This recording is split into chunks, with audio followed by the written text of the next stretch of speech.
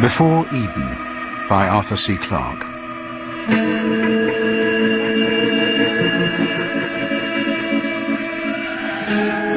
"I guess," said Jerry Garfield, cutting the engines, "that this is the end of the line."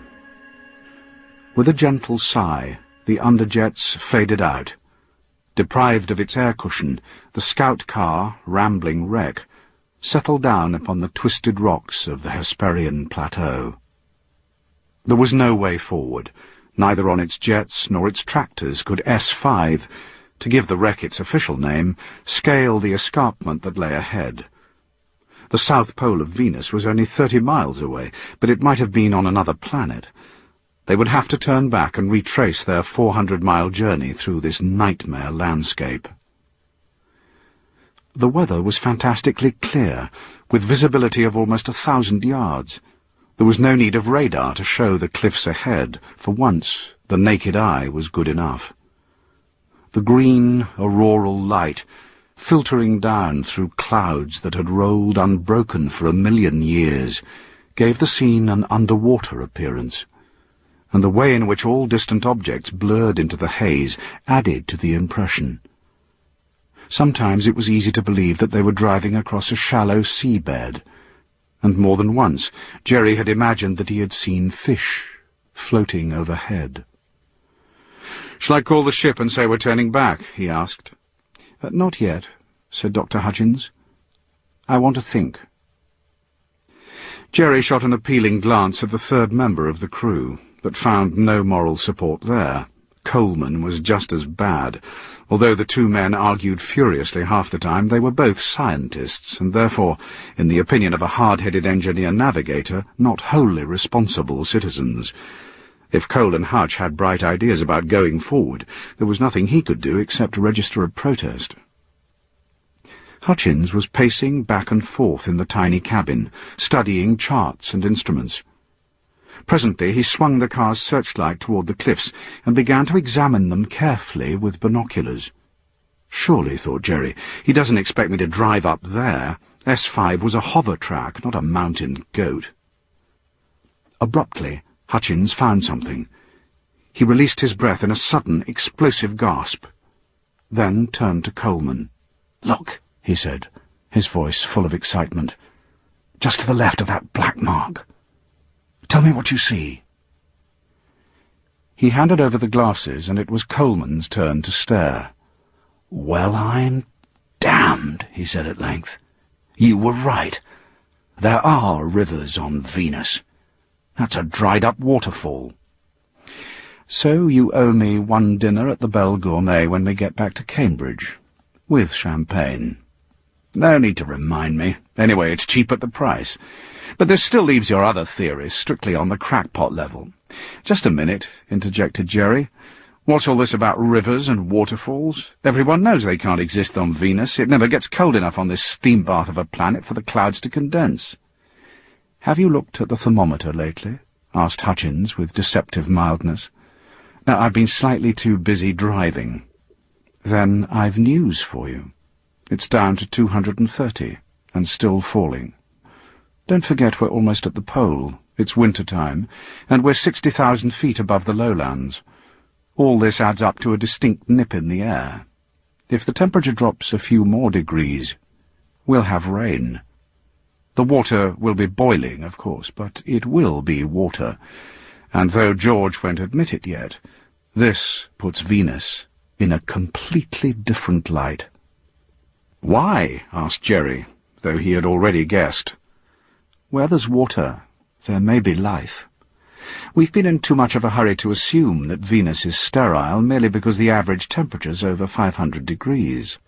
It's a lot colder here, and that's why I've been so anxious to get to the pole. There are lakes up here in the highlands, and I want to look at them." "But boiling water," protested Coleman. "Nothing could live in that." "There are algae that manage it on Earth, and if we've learned one thing since we started exploring the planets, it's this: wherever life has the slightest chance of surviving, you'll find it. This is the only chance it's ever had on Venus." "I wish I could test your theory, but you can see for yourself we can't go up that cliff." Perhaps not in the car. But it won't be too difficult to climb those rocks, even wearing thermosuits. All we need do is walk a few miles toward the pole. According to the radar maps, it's fairly level once you're over the rim.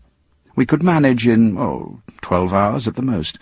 Each of us has been out for longer than that, in much worse conditions. That was perfectly true. Protective clothing that had been designed to keep men alive in the Venusian lowlands would have an easy job here, where it was only 100 degrees hotter than Death Valley in midsummer.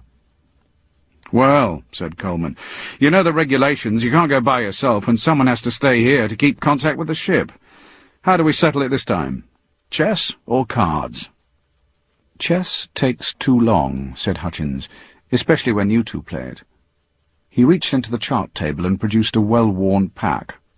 "Cut them, Jerry." "10 of spades. Hope you can beat it, George." "So do I. Damn. Only 5 of clubs." "Well, give my regards to the Venusians." Despite Hutchins' assurance, it was hard work climbing the escarpment. The slope was not too steep, but the weight of oxygen gear, refrigerated thermosuit, and scientific equipment came to more than 100 pounds per man. The lower gravity, 13% weaker than Earth's, gave a little help, but not much as they toiled up screes, rested on ledges to regain breath, and then clambered on again through the submarine twilight. The emerald glow that washed around them was brighter than that of the full moon on Earth. A moon would have been wasted on Venus, Jerry told himself. It could never have been seen from the surface. There were no oceans for it to rule, and the incessant aurora was a far more constant source of light. They had climbed more than 2,000 feet before the ground levelled out into a gentle slope, scarred here and there by channels that had clearly been cut by running water. After a little searching, they came across a gully wide and deep enough to merit the name of river bed, and started to walk along it. "I've just thought of something," said Jerry after they'd travelled a few hundred yards. "Suppose there's a storm up ahead of us. I don't feel like facing a tidal wave of boiling water." "If there's a storm," replied Hutchins a little impatiently, "we'll hear it. There'll be plenty of time to reach high ground."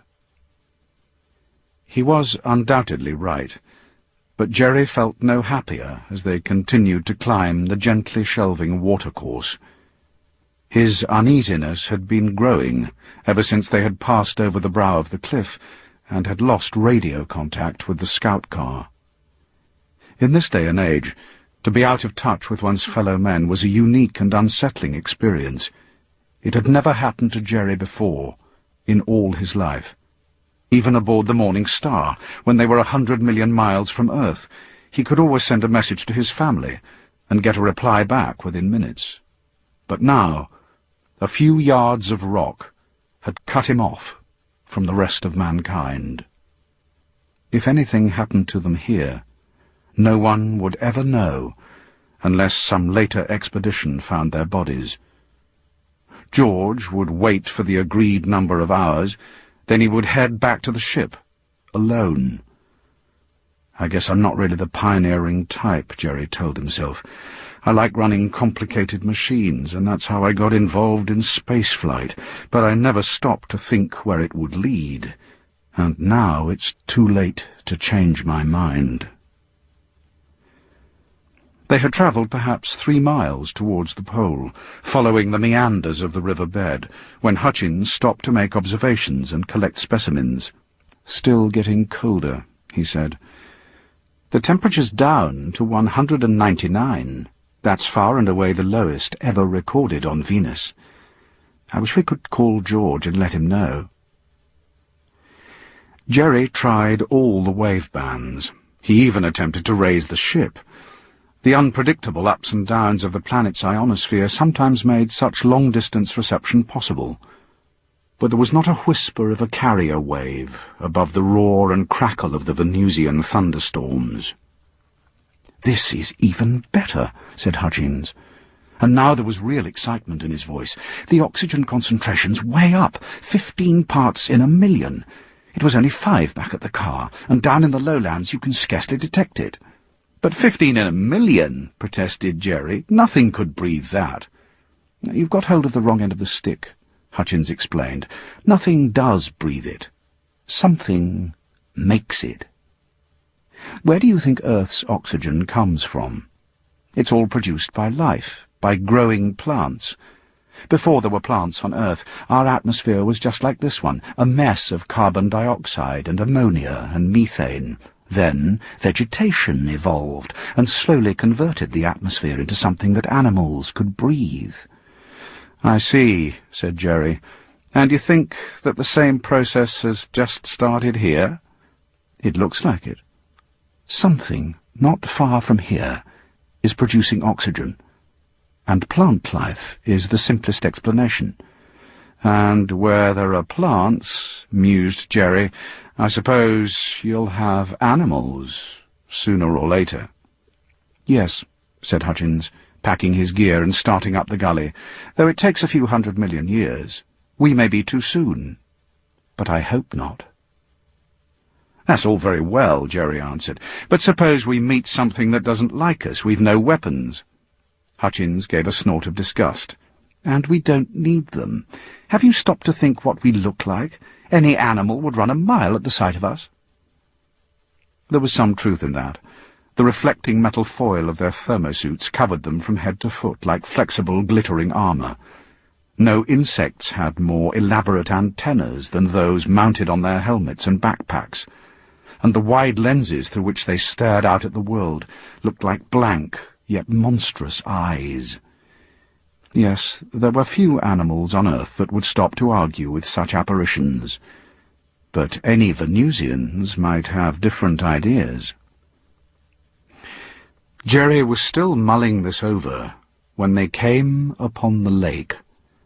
Even at that first glimpse, it made him think not of the life they were seeking, but of death. Like a black mirror, it lay amid a fold of the hills. Its far edge was hidden in the eternal mist, and ghostly columns of vapour swirled and danced upon its surface. All it needed, Jerry told himself, was Charon's ferry waiting to take them to the other side, or the Swan of Tuonela, swimming majestically back and forth as it guarded the entrance to the underworld. Yet for all this, it was a miracle, the first free water that men had ever found on Venus. Hutchins was already on his knees, almost in an attitude of prayer, but he was only collecting drops of the precious liquid to examine through his pocket microscope. "Anything there?"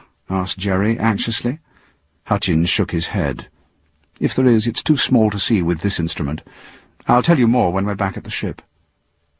He sealed a test tube and placed it in his collecting bag, as tenderly as any prospector who had just found a nugget laced with gold. It might be, it probably was, nothing more than plain water. But it might also be a universe of unknown living creatures on the first stage of their billion-year journey to intelligence.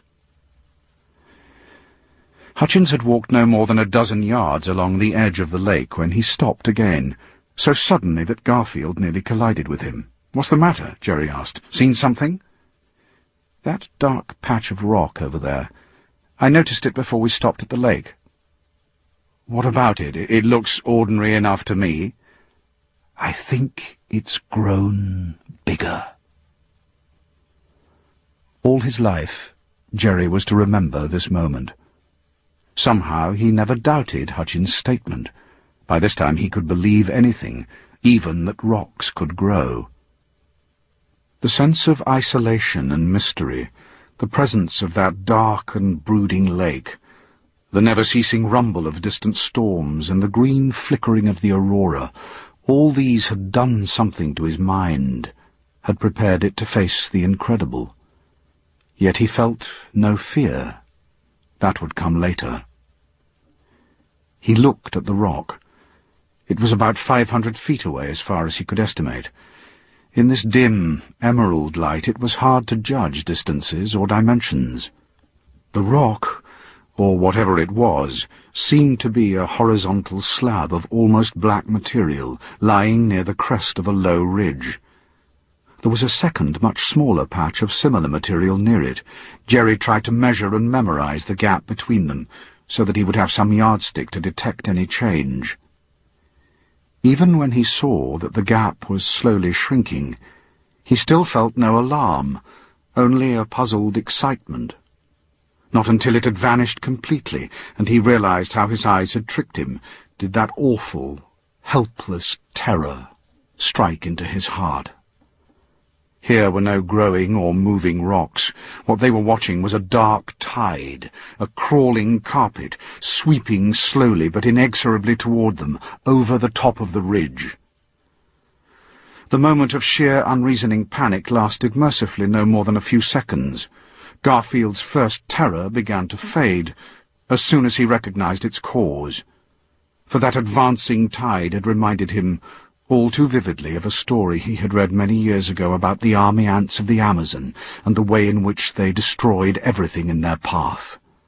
But whatever this tide might be, it was moving too slowly to be a real danger, unless it cut off their line of retreat. Hutchins was staring at it, intently, through their only pair of binoculars. He was the biologist, and he was holding his ground. No point in making a fool of myself, thought Jerry, by running like a scalded cat, if it isn't necessary. "For heaven's sake," he said at last, when the moving carpet was only 100 yards away, and Hutchins had not uttered a word or stirred a muscle. "What is it?" Hutchins slowly unfroze, like a statue coming to life. "Sorry," he said. "I'd forgotten all about you." "It's a plant, of course. At least, I suppose we'd better call it that." "But it's moving!" "Why should that surprise you? So do terrestrial plants. Ever seen speeded-up movies of ivy in action? Oh, that still stays in one place. It doesn't crawl all over the landscape. Then what about the plankton plants of the sea? They can swim when they have to." Jerry gave up. In any case, the approaching wonder had robbed him of words. He still thought of the thing as a carpet, a deep pile one, ravelled into tassels at the edges.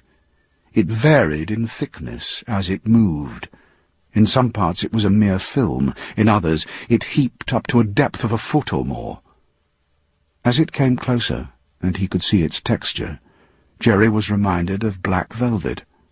He wondered what it felt like to the touch, then remembered that it would burn his fingers, even if it did nothing else to them.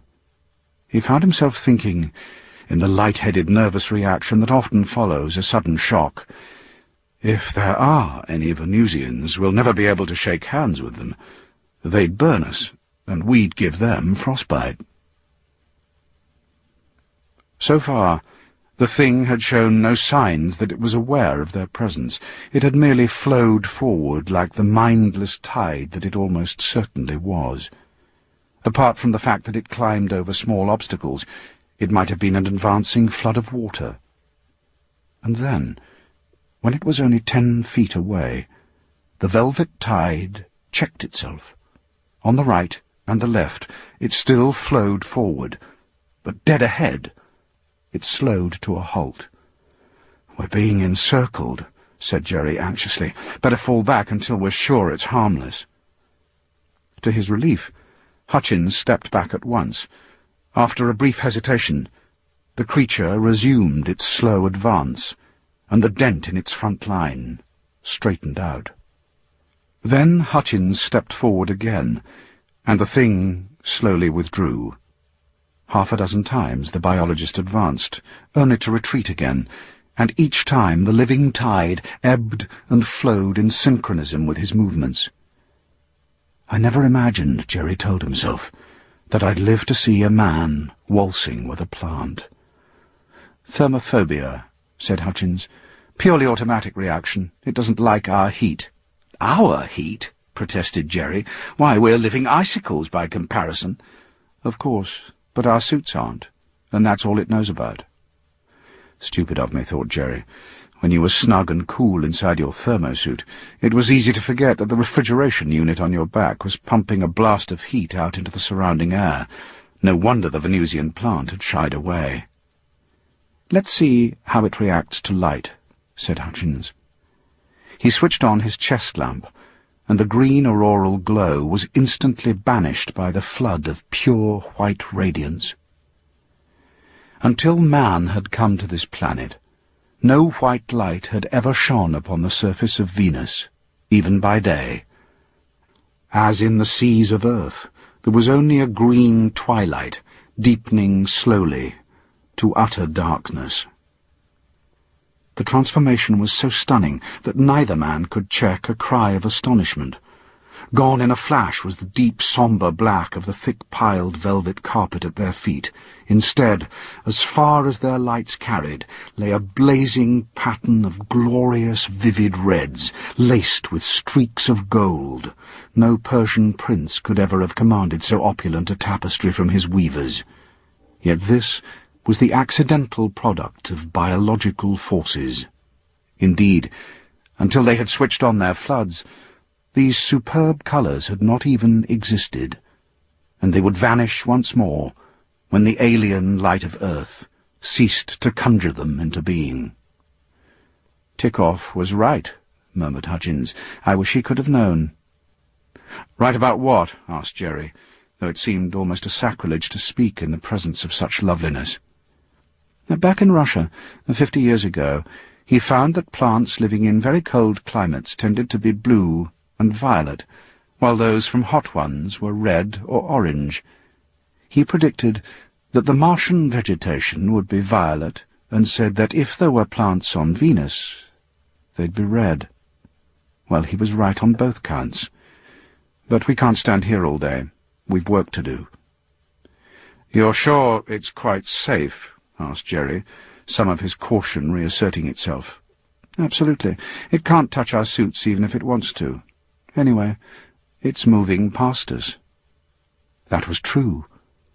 They could see now that the entire creature, if it was a single plant and not a colony, covered a roughly circular area about 100 yards across.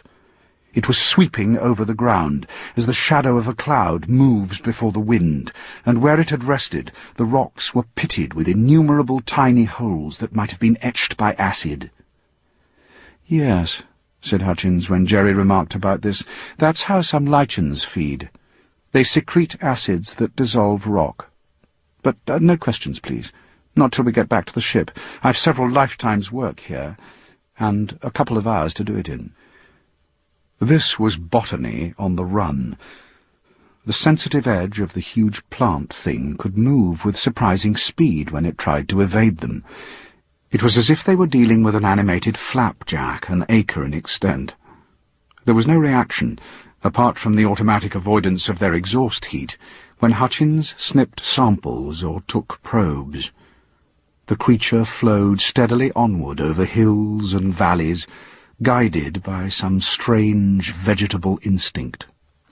Perhaps it was following some vein of mineral. The geologists could decide that when they analysed the rock samples that Hutchins had collected both before and after the passage of the living tapestry. There was scarcely time to think or even to frame the countless questions that their discovery had raised. Presumably these creatures must be fairly common for them to have found one so quickly. How did they reproduce? By shoots, spores, fission, or some other means? Where did they get their energy? What relatives, rivals, or parasites did they have? This could not be the only form of life on Venus. The very idea was absurd, for if you had one species, you must have thousands. Sheer hunger and fatigue forced them to halt at last. The creature they were studying could eat its way around Venus, though Hutchins believed that it never went very far from the lake, as from time to time it approached the water and inserted a long, tube-like tendril into it. But the animals from Earth had to rest. It was a great relief to inflate the pressurized tent, climb in through the airlock, and strip off their thermosuits. For the first time, as they relaxed inside their tiny plastic hemisphere, the true wonder and importance of the discovery forced itself upon their minds. This world around them was no longer the same. Venus was no longer dead. It had joined Earth and Mars. For life called to life across the gulfs of space. Everything that grew or moved upon the face of any planet was a portent, a promise that man was not alone in this universe of blazing suns and swirling nebulae. If, as yet, he had found no companions with whom he could speak, that was only to be expected, for the light years and the ages still stretched before him, waiting to be explored. Meanwhile, he must guard and cherish the life he found, whether it be upon Earth or Mars or Venus. So, Graham Hutchins, the happiest biologist in the solar system, told himself, as he helped Garfield collect their refuse and seal it into a plastic disposable bag.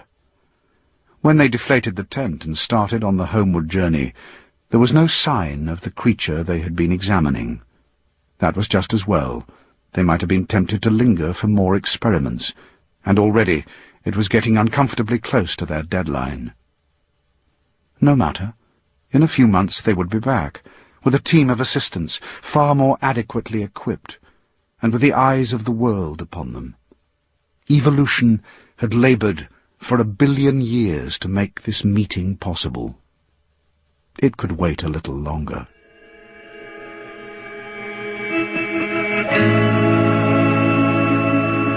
For a while, nothing moved in the greenly glimmering, fog-bound landscape. It was deserted by man and crimson carpet alike. Then, flowing over the wind-carved hills, the creature reappeared.